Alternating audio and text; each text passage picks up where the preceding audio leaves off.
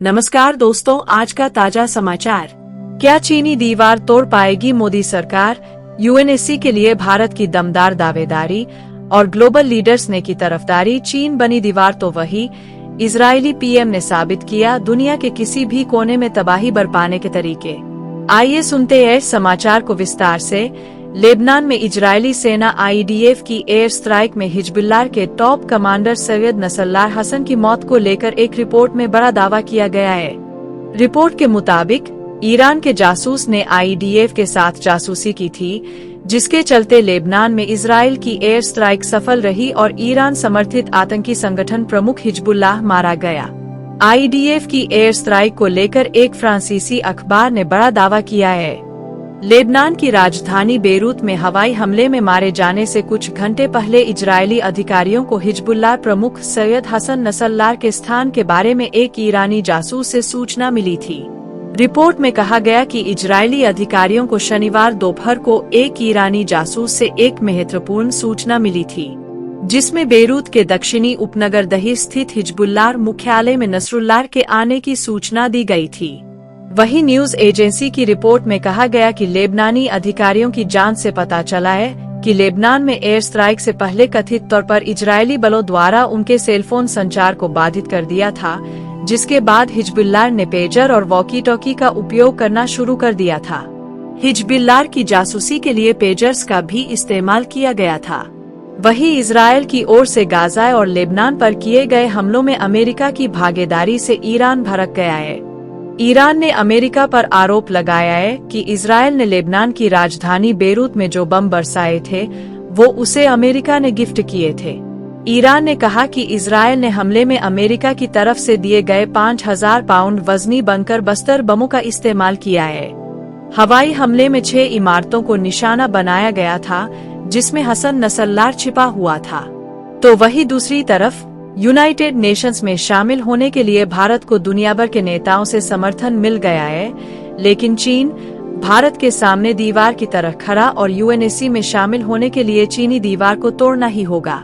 संयुक्त राष्ट्र सुरक्षा परिषद यूएनएससी में स्थायी सदस्यता के लिए भारत की कोशिश को न्यूयॉर्क में संयुक्त राष्ट्र महासभा के दौरान जबरदस्त वैश्विक समर्थन मिला है। यह डेवलपमेंट दुनिया की 5वीं सबसे बड़ी अर्थव्यवस्था भारत के लिए एक महत्वपूर्ण मोड़ का प्रतीक है। वक्त आ गया है जब ग्लोबल ऑर्डर में भारत एक महत्वपूर्ण भूमिका निभाए। प्रधानमंत्री नरेंद्र मोदी और विदेश मंत्री एस जयशंकर के नेतृत्व में इस पहल का मकसद भारत के विकास और ग्लोबल साउथ के व्यापक उत्थान को प्रदर्शित करना था। उन्होंने अंतर्राष्ट्रीय चर्चाओं में विविध आवाजों को शामिल करने के महत्व पर प्रकाश डालते हुए एक अधिक प्रतिनिधि और लोकतांत्रिक वैश्विक व्यवस्था बनाने का आह्वान किया। मौजूदा जियोपॉलिटिक्स को बेहतर ढंग से दर्शाने के लिए यूएनएससी में सुधार की मांग भारत के कूटनीतिक प्रयासों का एक प्रमुख विषय था।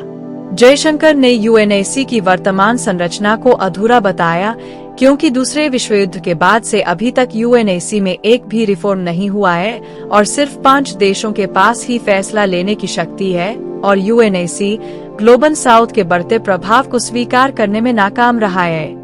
लिहाजा अब वक्त आ गया है कि इससे पहले कि यूएनएससी प्रभावहीन हो जाए, उसे अपने शासन प्रणाली में निष्पक्षता और अनुकूलनशीलता सुनिश्चित करना चाहिए, जिससे यह समकालीन वास्तविकताओं को ज्यादा मजबूती के साथ मुकाबला कर सके।